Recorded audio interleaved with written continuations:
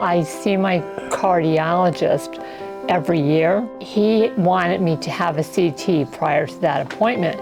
I didn't have any symptoms. Everything was normal to me. But when I had my appointment with him, he told me that on the CT, they discovered aneurysms. Every time they took a CT, it was bigger and bigger and bigger. So it would have just been a matter of time.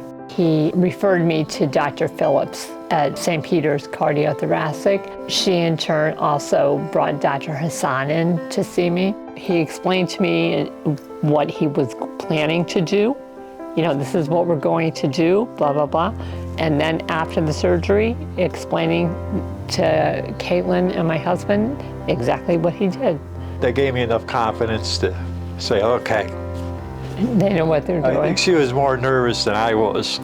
And of course, me, you know, they bring you into the OR and they put you out, and then the next thing you know, it's the next day. What Dr. Hasan did was he rebuilt my entire thoracic aorta. Now I know exactly what they did. You know, they took the vein from here and why they did it and where it went and what it's doing.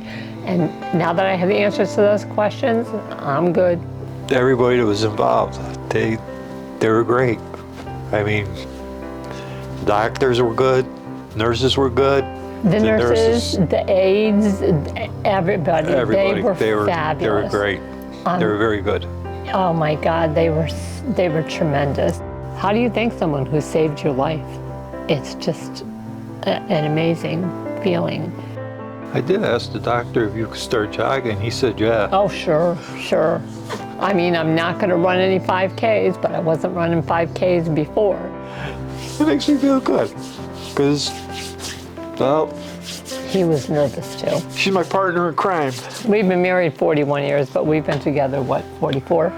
I married him for his money, and unfortunately, I'm still waiting for him to get some. I suppose I got to keep you longer, huh? Yeah, you're stuck with me.